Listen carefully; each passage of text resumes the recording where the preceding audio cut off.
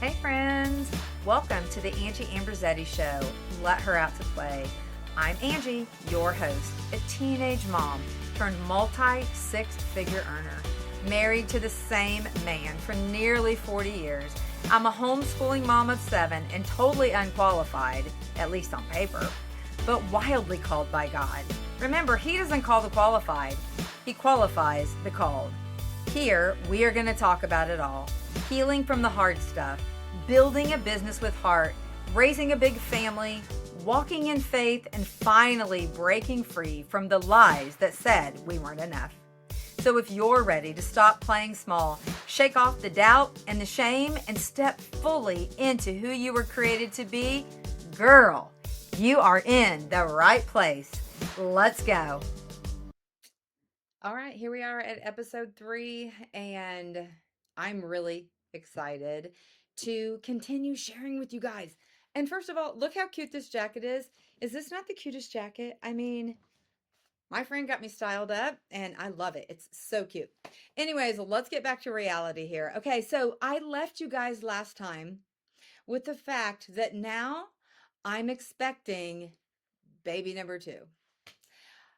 And of course, I am married at this point. So let's just go back to the beginning again, where I found myself a teenager, expecting a baby, not married, and I was in a quandary. What was going to happen? And any of you that know me, you know that I say a lot. Like everything I do is super eclectic. Like I'm always in a rush. Things are just always crazy. That's kind of how it was back then even. My husband and I, well, at the time, my boyfriend, and I still refer to him as my boyfriend now. This year it will be 40 years that we have been boyfriend and girlfriend, and we will be married 37 years this August. So we've been husband and wife for 37, but boyfriend and girlfriend for 40 years. And at the time, we weren't thinking about what the future was going to look like. We were just living every day of our lives, going to work and just doing whatever came along. And all of a sudden, we were expecting a baby. And he was traveling a lot. He was traveling out of town for his work. And honestly, I can't remember. Oh, I think I worked at the Checkered Flag at the time. I worked in the mall, in a clothing store, and I was just hanging out with girlfriends, doing my thing. Like I said, he was traveling pretty much Monday through Friday, every day of the week, every week. And we weren't thinking about what the future was going to look like. We knew at that point that we wanted to get married. We were planning to get married that next spring, but this put a little bit of a damper, so to speak, on like the plans. And so we had to very quickly decide, what were we going to do? And so we obviously got married, and we were already living in our apartment because we were living together, like I had shared with you guys previously. And we got married within about 2 weeks of the time that I found out I was pregnant, and everything went good. But let me tell you, we didn't have a honeymoon. We didn't have any money, only had enough money to pay our $125 rent to my grandparents, which included the utilities. Now, granted, that was many years ago, but just think, like, they were doing us a huge favor. And I think they liked that we were up there in that apartment because I was close to them. And I had always, I mean, in vicinity, I was close to them, but I had always been emotionally very close to my grandparents, and they were doing us a huge favor by allowing us to live there for that low cost. And so, we had some decisions to make because we weren't financially in a place where we could take off. We couldn't even take off a week of work, let alone take off to go on a honeymoon. Okay, so we spent one night in a hotel room at I think it was called, I want to say the Renaissance. I can't remember exactly, but anyways, it was local. We stayed there, and the thrill of the moment was gone, as you can imagine, because we had already lived together and now we're pregnant. I remember we watched Jaws that night in the hotel room, and there was a heart-shaped jacuzzi tub, and so that was fun. But we went right back to work the next day. That's just the way life was. We didn't have it planned out. Can you do it that way? Obviously, you can do it that way because we did it. And it was many years later that we actually took what we considered to be our honeymoon. And it was okay. Everything turned out fine. So if you're thinking, oh my gosh, I have to have this honeymoon, I have to have whatever, we didn't. We couldn't afford it. We couldn't afford to take time off work, and we're still together 40 years later. So life goes on. We are both working different jobs. As I said in a previous episode, we worked multiple jobs to try to make ends meet and keep our heads above water, which is always the goal, right? Nobody wants to get in debt, but of course we did. Because, like most people, we lived well above our means and we should not have, but we did. And then guess what? We find ourselves expecting baby number two. And so you can imagine, as a young mom and young parents, we were exhausted because babies, they don't sleep a lot, right? They don't sleep themselves. So, how can you imagine that moms are going to get a lot of sleep? And being young, my body wasn't really accustomed to all of those things. And so, I can remember pacing the floor from my bedroom to the nursery, back and forth and back and forth. And I would sing and I would pray and I would just do countless things in my mind to help pass the time, thinking, I'm going to get this baby to sleep. I'm going to get this baby to sleep. And don't you know that as soon as I would get that baby to sleep, we would lay down, or I would lay him down and he would cry. And so I began doing co sleeping. I just felt like it was the best thing for us. I was a nursing mom and he just felt more um, relaxed and warm and comfortable when he was cozied up to me. And so that's what we decided to do. So not only the exhaustion, the stress of a young girl's body, like going through all of the emotional things, like there was anxiety, there was depression, there was overwhelm. How are we going to do this? How are we going to get through? When am I ever going to get sleep? What is it going to look like? And then you're expecting another baby. You can imagine the anxiety that was probably going through my mind at the time of, how is this all going to work out? How are we ever going to manage this relationship that we got thrown into very quickly, becoming husband and wife? And the financial stress that comes along with something like that, when, like I already said, we were working jobs, multiple jobs to try to make the ends meet, but it was a stress. It was definitely a struggle. Could we have made different decisions with our finances? Yes. But did we? Mm, not for a long, long time, to be quite honest with you.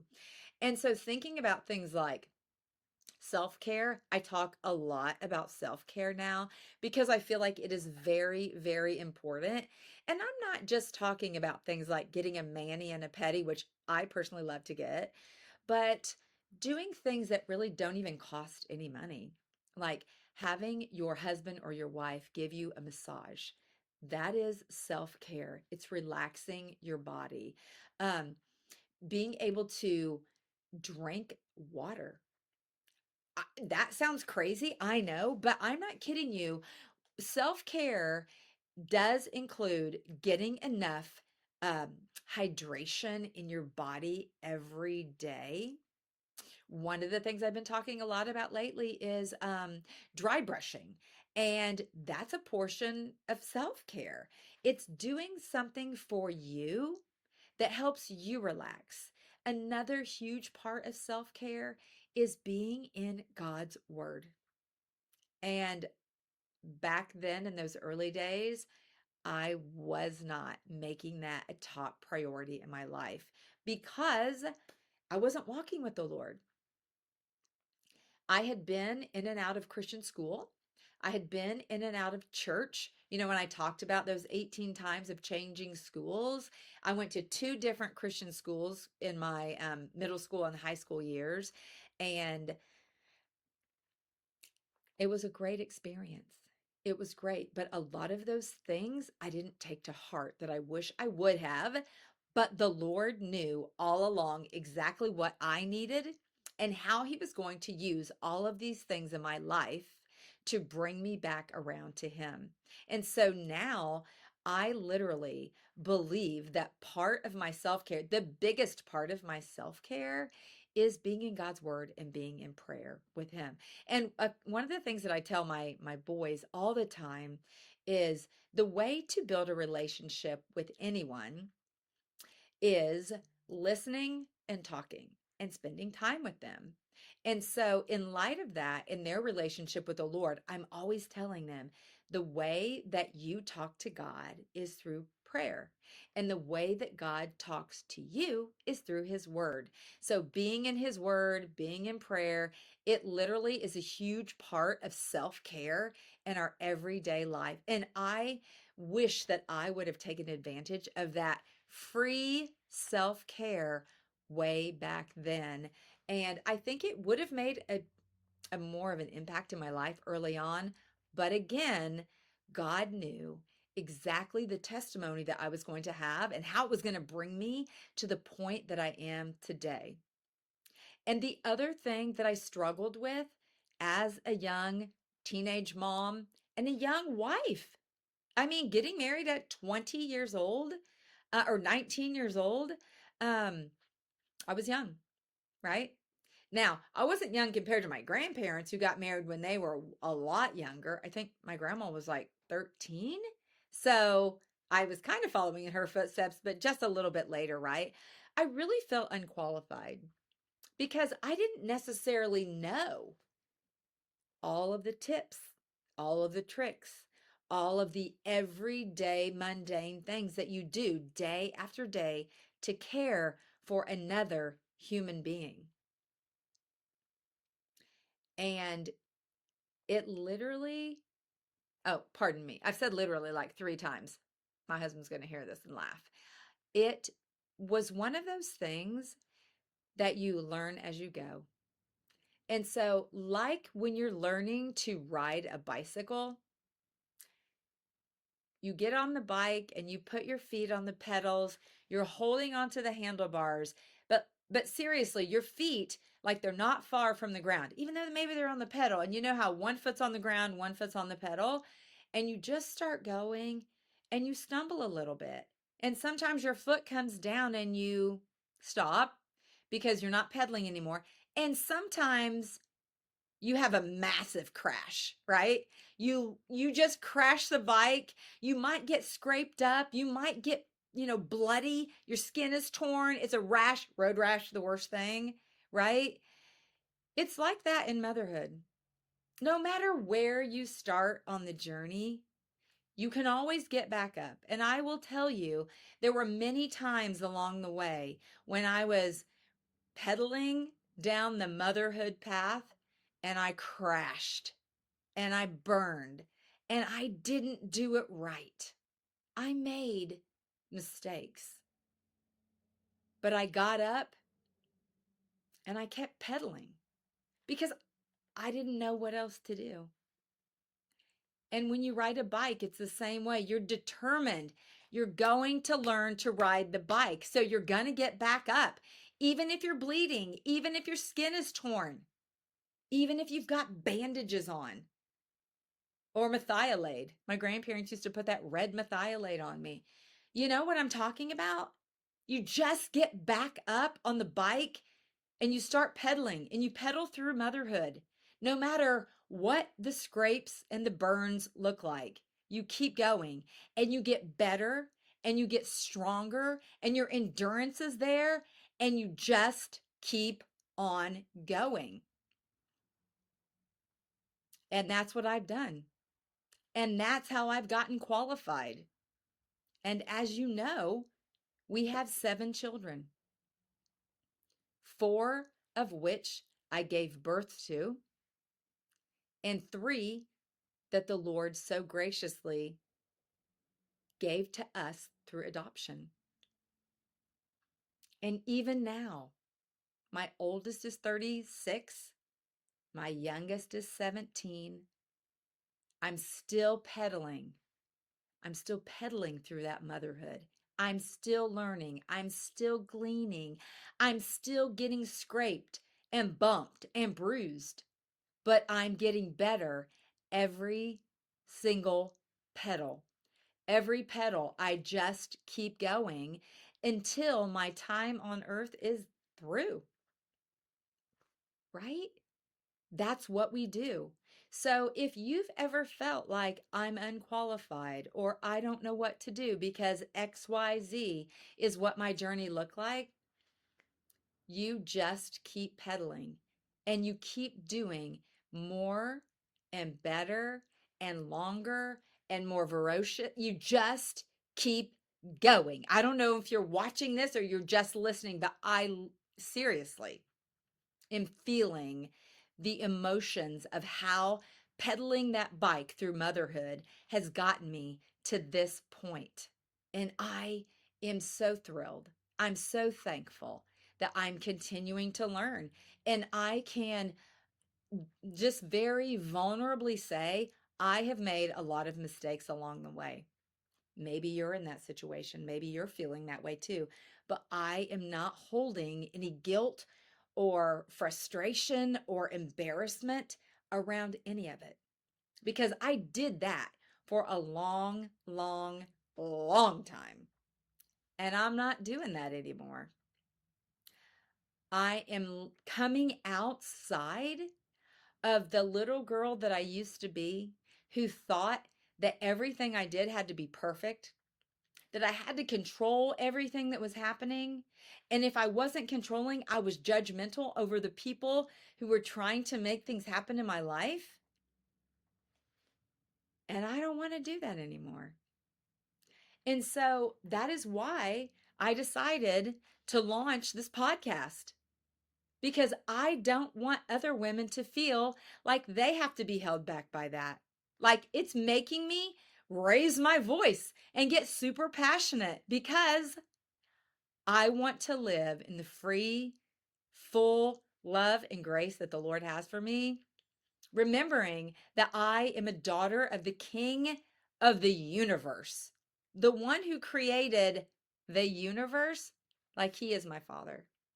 And I want to live in the presence of being a princess. And I don't want to hold back and think I'm unqualified. I'm not good. I live in shame because I was a teenage mom, because I lived with my boyfriend, because I got pregnant before I was married. The list could go on and on and on. I lived in that for so long, for way too long.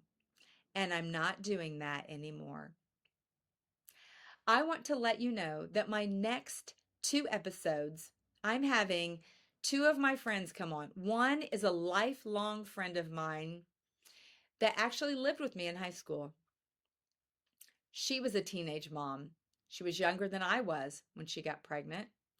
And another friend I met about 10 years ago through a business journey. She too was a teenage mom. So hold on, my friends, because you are going to love my next 2 guests in my following episodes that are coming.